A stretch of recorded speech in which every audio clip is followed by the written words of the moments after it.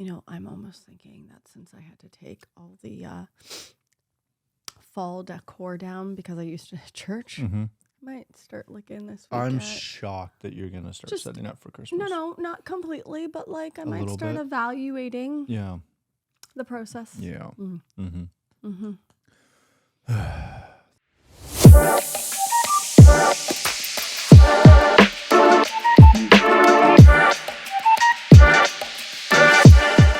Hey, welcome to another episode of the Matt and Fiona Show. We're so glad that you joined us. Thanks for tuning in. We are going to jump into a topic that I didn't write down. Oh, yes, I did. Calm down. I'm going to start this again. 3. Why, that was fun. I'm not going to start it again. We're going to go right in. Oh, right. No. Okay. We'll go right in. All We'll right. leave it. We'll do it live. You'll laugh if you get that reference. You don't, but hopefully someone does. All right. We're going to talk about a topic of fun today. All of our topics are fun. I think so. We're going to talk about friendship. Yes. Rest in peace, Chandler. No. I brought it back. It's a week and a half or so. It's acceptable. Okay. It's fine now. We're going to talk about friends. Yes. And not the TV show. No. Although you could talk about that for I could talk about that. hours. Maybe not hours, but long enough. Moving on. And how you have to choose your friends wisely. Yeah. And I question. You question a lot of things. I do. You do. I'm you very question a lot of inquisitive. things. Yes, you are. You are. I question how often Christians are being cautious with their friends. Right? I think there's a lot of situations where Christians have a lot of Christian friends, but they also have a lot of other friends that they spend a lot of time with, which is fine, that they take counsel from, which is not always fine, that they take advice from, also counsel. They share Maybe a little too much. a little too much information. I just find that, I'm of the era, at least in my mind. I'll see where we're going. I'll tell you if you are. Yeah, no, I am. Where I don't have a lot of friends anymore. Oh.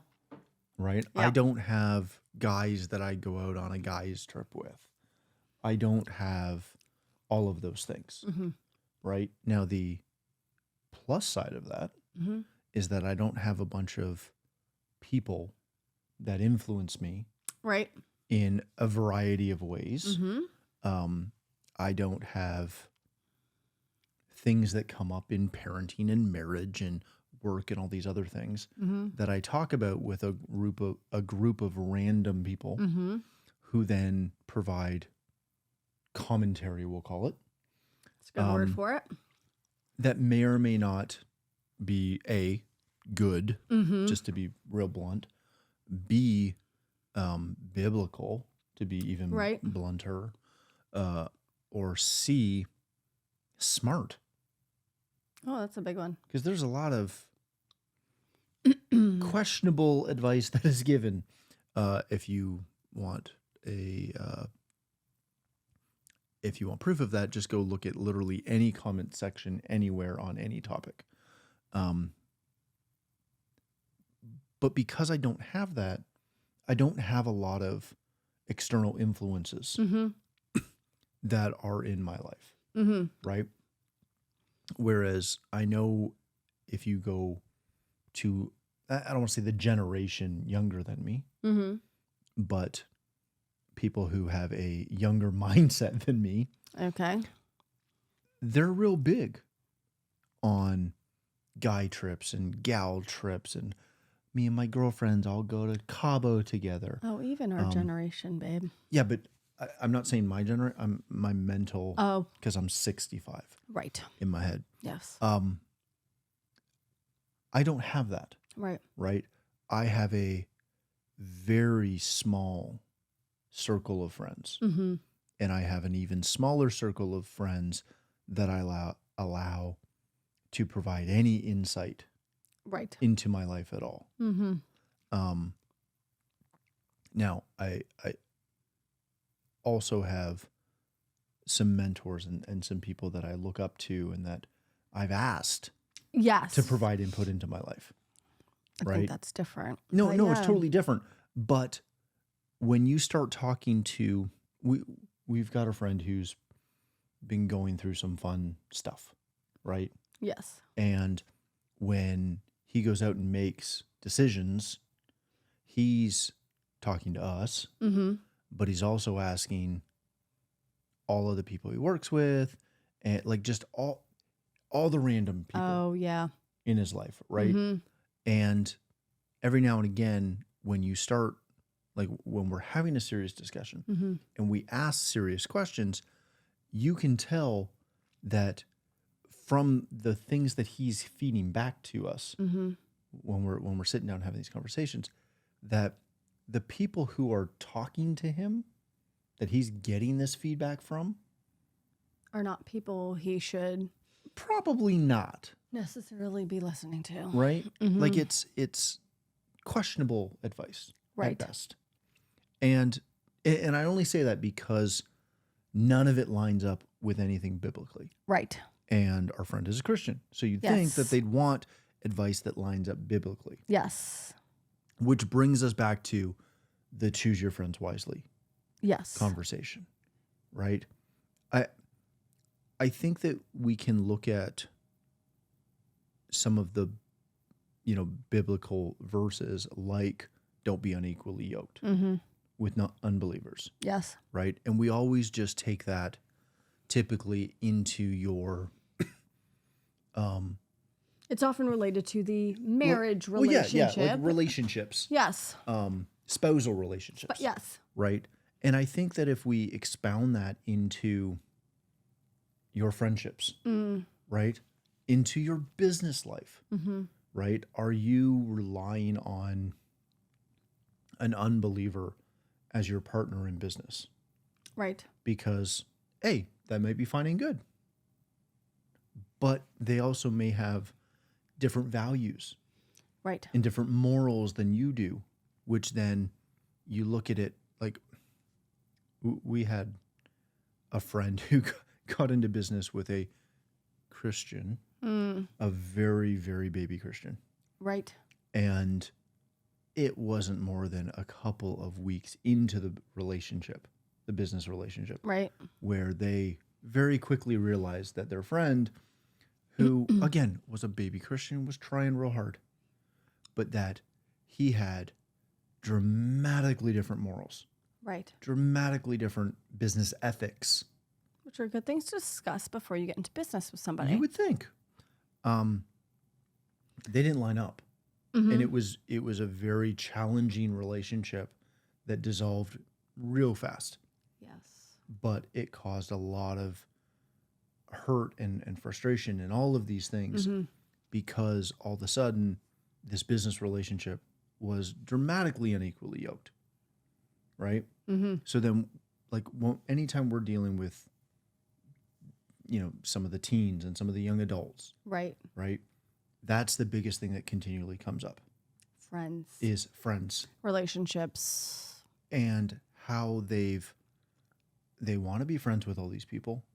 But again, it doesn't take more than a few minutes for them to realize that their friends' morals and ethics, and again, And decisions. they might be great people, but foundationally at the core level, Mm-hmm. their morals and their ethics don't necessarily line up biblically, which is where their morals do. So we live in a society where friends, I think, especially now more so than ever, take on a much larger role. Because if you think about social media, how many friends do you have? 225, which is a low number. 453, 1,265, right? The number of I have thousands. friends, I don't need them. The number of friends has brought on a whole new level Make me of comparison, of status, of, man, self-worth. And in the past, friends were, important, and now they've almost become paramount. That if you don't have so many friends and you can't post about all this stuff, that you have no worth. And the social medias and basically the world in general have twisted this idea of friendship. Yeah. I'm always been old school, and I guess in my own right, a bit of a old soul, and honestly just protective of myself. Yeah. But I take friendships very seriously. And there's a big difference between friends, close friends, acquaintances, random people we know. random people we know. Yeah, random people we know. And we need to make sure that we can distinguish between those, because what you share, what you take in, what you listen to, all affects you more than you realize it. And if you are going to the wrong people for advice, you're going to get the wrong advice. If the friends that you have in your life or that you allow into your inner circle do not build you up and strengthen you, okay, I'm going to just throw this out there. Do your friends want the absolute best for you? Or are they themselves so involved that they want you to be more like them? Do they judge you based on your similarities, or do they appreciate you for who you are? And do they know what's best for you? And also, do they actually know you, or are you becoming somebody else in order to please them? And I find that that is a big thing, especially with younger people, that happens. People are changing themselves. The Word of God says you're supposed to be not conformed to this world, but transformed by the renewing of your mind. But I often watch young people not being transformed by the Word, but being transformed by social trends, being transformed by the friends that they've allowed to become close to them. Yeah. And they therefore are putting themselves away, and they are becoming somebody in order to please other people. So it no longer becomes a friendship. It becomes people pleasing. You change your clothing, you change the music you listen to, you change the stuff you watch, the things you talk about, the vernacular you use as you try to assimilate to this crowd that is cool or better or accepting. You're trying to move up. And, when we started looking at this topic, there was a couple of things that came to mind for me. And a lot of it is what we've already talked about. But there was also an aspect of, are all of your friends at your level? That's right? Yes. Or are they below you? Are they above you? And all of those things are good, right? This isn't like a class thing, right? But there is a segment of this that is important to look at when it comes to, trying to better yourself, right? You can look at someone that you're trying to emulate, right? The easiest, simplest example is Jesus. You can look at Jesus and try to emulate him and be more like Jesus and try and change your words and your attitudes and your personality to be more like him. That's a good thing. To try and be more like the social star that you know online who has more followers than you may not be the person that you want to emulate, right? If you want to be more successful in business, then you need to have some friends in business who are more successful than you. Right. That can help, hopefully, pull you further. Right. Now, I will tell you that I have friends in business that are at a higher level than me who do not want to pull me up at all. They are perfectly happy to be friends, but there is no pull, there is no desire to be more like them. Right. Right? And that comes back to what you said earlier of, do your friends want what's best for you? Right? Yep. I have business people that I know that are more successful than me that want me to be more successful. Right. I also have business friends who are more successful than me that don't care if I exist beyond the general friendship we have. Right. Right. And whether it's in business, whether it's in just a personal friendship, you're going to meet those same people. Right. But if all of your friends are at the same level as you, I question that. Again, back to me questioning everything. Right. But you should have some friends that are trying to pull you forward. Mm-hmm. You should have someone that you're trying to not emulate necessarily, but that is doing things at a higher level that you are, that you can try and pull yourself up to be. But again, the main person that should be Jesus. You should be trying to be more like him. I am very cautious, and I have been with friends. Mm-hmm. Two things. One, the number of friends you have does not matter. Who you are friends with. I have like 1,000 on Facebook. I just checked. Over 2,800 on Twitter. Do you want I want an applause? Do you want a trophy? I do want an applause. You're not getting one. Anyway. Pushing to 3,000. Number of friends don't matter. Because I definitely don't have anywhere near that. And I am still perfectly acceptable. I probably like 3 of them. And that in and of itself tells you something. 2, and if you want to get in that top 10, reach out. Send me a DM. Oh my gosh. Anyway, I love you. Remember when MySpace used to do that? I had nothing to do with MySpace. I didn't either. I just remember that the sidebar you could have. Knew nothing about it. And the only reason I ever got a Facebook is because you set it up for me. I don't remember why. I don't remember why, but I walked in. Anyways, yes, we digress. The number doesn't matter. The number doesn't matter. Blah, blah, blah, blah, blah, blah. No. Okay. Here's the thing. The people you allow into your life matter. Mm-hmm. I'm going to just throw this out there to you because this is something that I've done.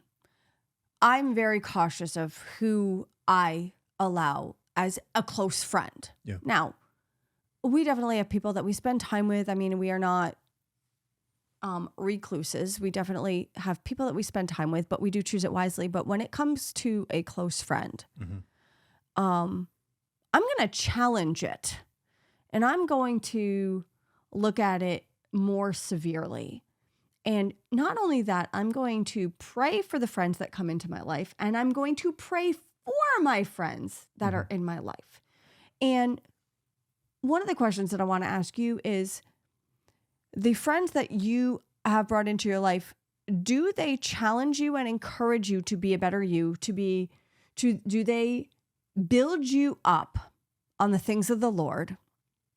Or do they make you, do they light your fire, or do they dim your light? Because that is a really big one, because is your light going to shine?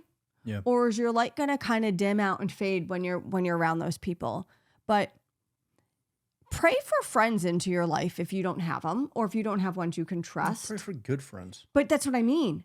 Pray for godly friends.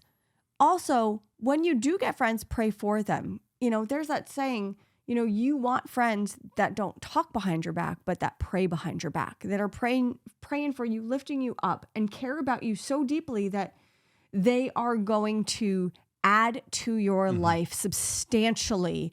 They're not going to drain you. They're not going to take away from you. They're not going to take you away or off course from what God has called you to do. Because, I mean, I think everything when it comes to relationships comes back to this. You are called and created on purpose for a purpose for such a time as this. The people that you allow into your life are either going to propel you forward, or they're going to hinder you in that. And if they're hindering your purpose, then they're not a friend that's supposed to be in your life. If they are dimming your light, then they're not a friendship or a close friendship that should be in your life. I do have certain people that we keep that are in our life that are not Christians. I mean, we are in this world and whatnot, but never will it come to a place where I have to sacrifice who I am in Christ for those people. Yep. Never will I have to sacrifice. You know what? We have them over for dinner and we're going to pray for our food because that's what we do. And there's not a single person that doesn't know that. Our kids are going to invite you to church. Or they're going to get a surprise when they sit down. Yes, right? And we're not going to hold back on that. We're never going to change who we are for people. Yep.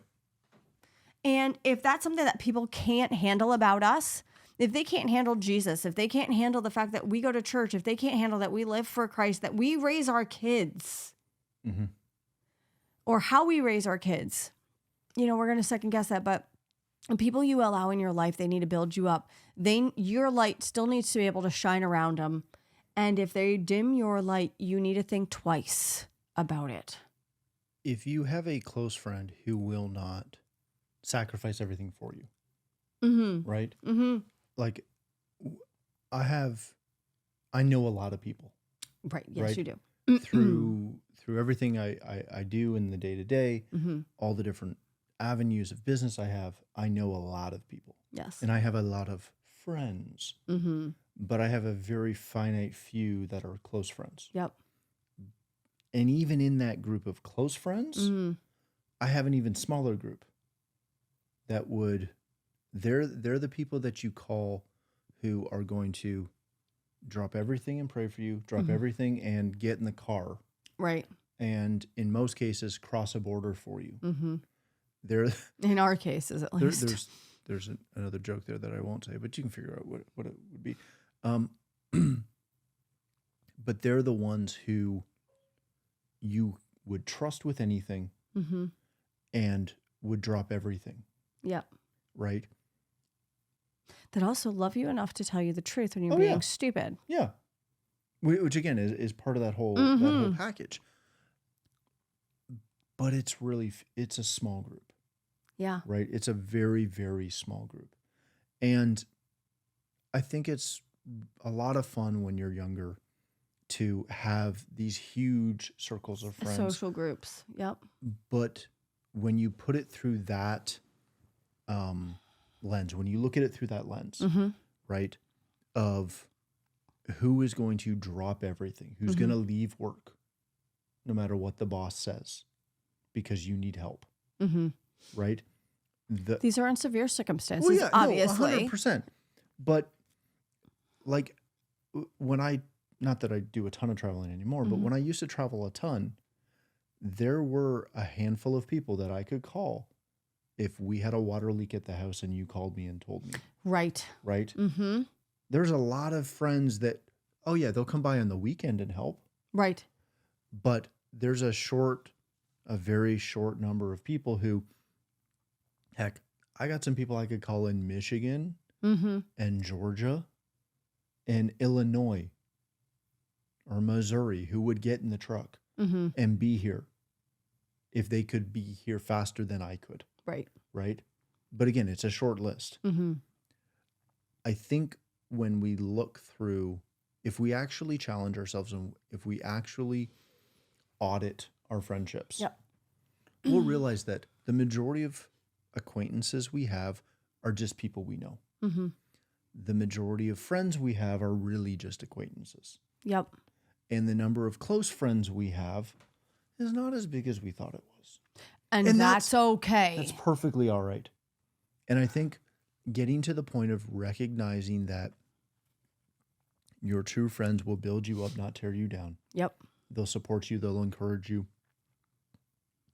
They'll help you, and they'll tell you the truth.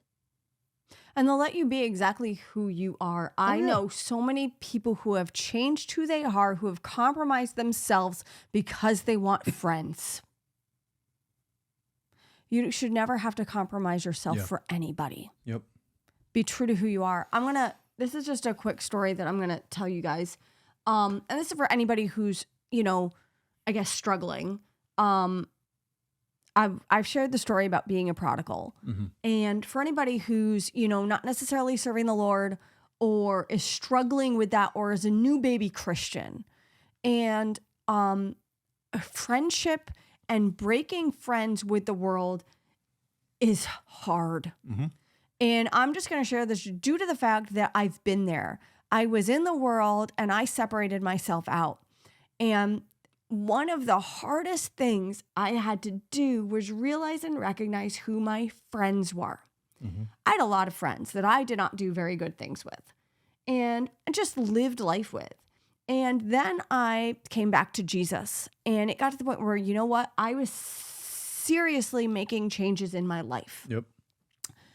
And, you know, one by one, you know, it'd be like, hey, you know, we're going out to the bar, you know, you coming? And I'm like, actually, no. And, you know, this is why. And well, slowly but surely, guess what? People stopped calling. People stopped reaching out because I was no longer doing the social things that they wanted me to do. Yeah.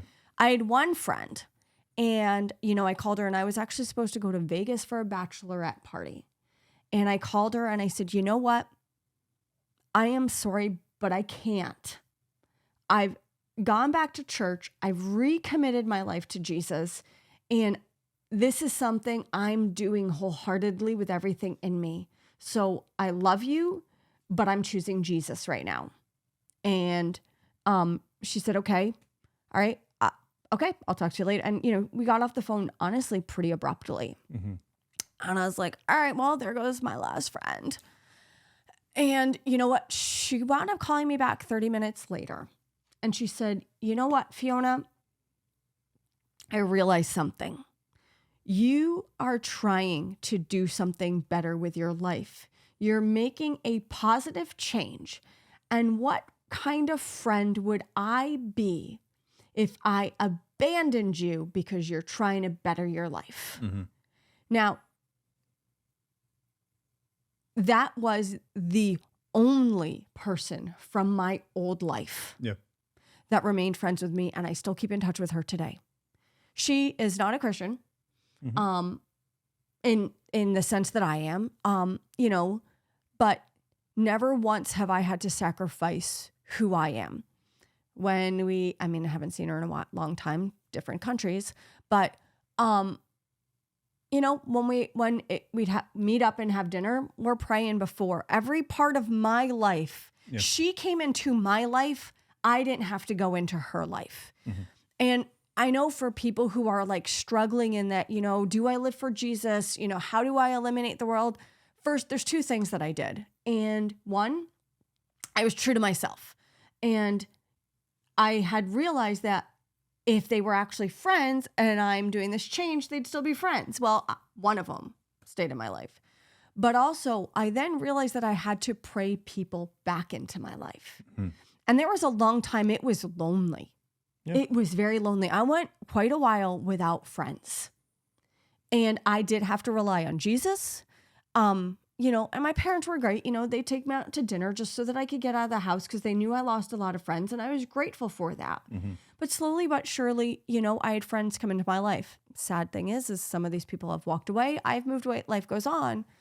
But again, no matter what stage we are or what age we are in our life, we can pray friends in, and we can choose the people we allow into our lives.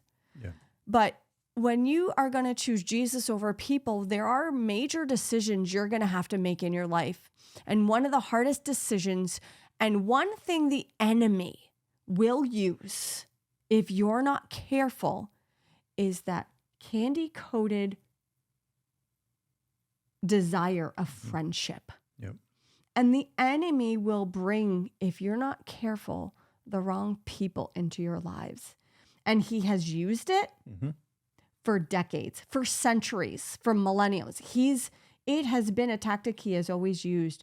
The enemy knows how to deceive people. He knows how to get into your life, and he will use people in the form of friendship to enter your life. And that is something that we need to be so cautious of, because a friendship that is created from God is so much more powerful than a friendship that was devised as a plan or a scheme from the enemy. And there's wisdom that if we're not careful, we can fall and we can find ourselves being pulled away from God, and we can find our light being dim. And I could say this because I have seen it. We've seen it time and time and time again.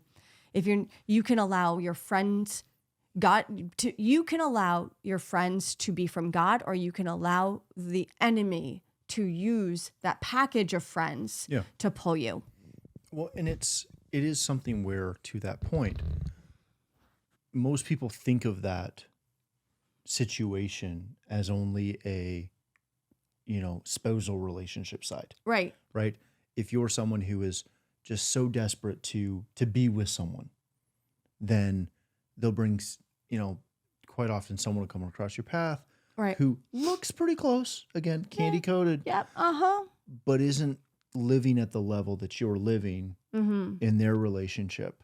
And you let your guard down. So because you want that so bad, you'll accept it, knowing that you're sacrificing. Right. And slowly but surely that person will pull you away. Right? And we've seen it. But it'll happen even with friendship. Yes. Because honestly, that one's even easier to do. Yep. So you'll meet these people who are, we're Christians. You're in college or you're going to work, and you meet someone who, I'm a Christian. Oh, perfect. You let your guard down, and you don't question anything further. And all of a sudden you find out that their definition of Christian is vastly God's different definition of Christian are than the one you're living. Yeah. Right. And it's a shame because it happens so often. And when something happens in that relationship and it falls apart, which typically it does if you want to stay hooked up the way you are or the way you were in your church, in your personal relationship with Christ, you will sit back and you will do but they were a Christian. And you can't separate the fact that, not all friends are created equal. Not all Christians are at the same level. Right? Not all Christians' belief systems are the same. Not all Christians want the same out of their Christianity. Yeah. A lot of people are very happy to say a prayer and think that that's all they got to do to get to heaven. Right? And they're just going to live their life and they're going to live in grace so they can move on before we get into another topic. I was going to say, that's a whole... And if you're not careful, they will get you into the same lackadaisical spot that they're in. Yeah. Right? Which again comes back to that. Your friends shouldn't be pulling you down. They shouldn't be pulling you away. Right. If you are committed to living a godly life. Yes. I've got some really good friends or good friends or however you want to put it. It doesn't matter. And they are Christians, but we are a different type of Christian. So we will be out at a conference and they will want to go have a nightcap somewhere. Right. And if it's in a restaurant and we're having dinner, cool.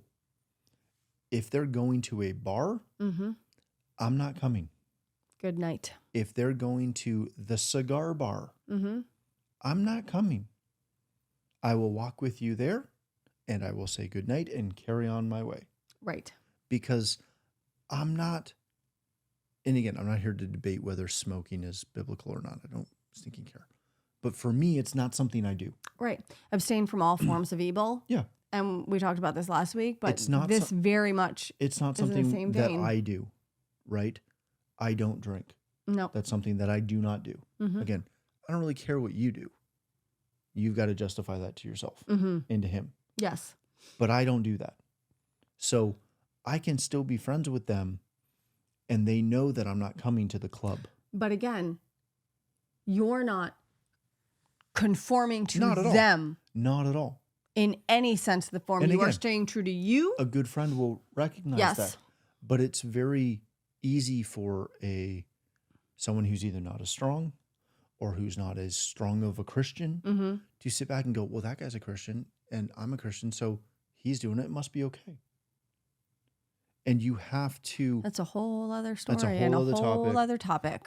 But you have to take the time to recognize and really evaluate your friendships with your friends. Yes. And figure out who wants the best for you, who wants you to succeed, who wants you to be you, versus who wants you to conform, who wants you to justify what you're doing to them so that they can do what they want and try and get you to come along. The only person you need to answer to is us. Is your Heavenly Father. I know you are. Shock and awe. Just wanted the people to know. Shock and awe. All right, we got to wrap it. Yeah, the only person you have to answer is Jesus. And you need to make sure that you choose your friends wisely, that your light is not being dimmed by them, but that they are helping blow on the flames of your heart, and that they are strengthening you, and you are a better Christian because of those friends that you have in your life. And that does not mean that, you've got yourself excluded and you can't look at anybody else and you've got blinders on, but anybody you let close, watch who you're getting counsel from. Listen, watch the voices that you're allowing into your life, and do not sacrifice your relationship for people. And that is a big proponent when it comes to friends. Yep. Don't let your friends suck you down. Friends can be great when they are true godly gifts from God. And trust Him to know who is the best choice of friends for you. Why do we always try to do everything ourselves? All right, I'm going to stop. Otherwise, can I close it? Close. He's closing. Are you sure? Yes, go. Thank you for joining us. Hope to see you next week on another episode. Please subscribe, follow. Hoping we can still be friends. All of those things. Well, as the biz said, how many of us have them? Friends. He's closing. I'm really old. He's closing. Thanks again for watching, and we'll see you next week for another episode of the Matt and Fiona Show. Bye.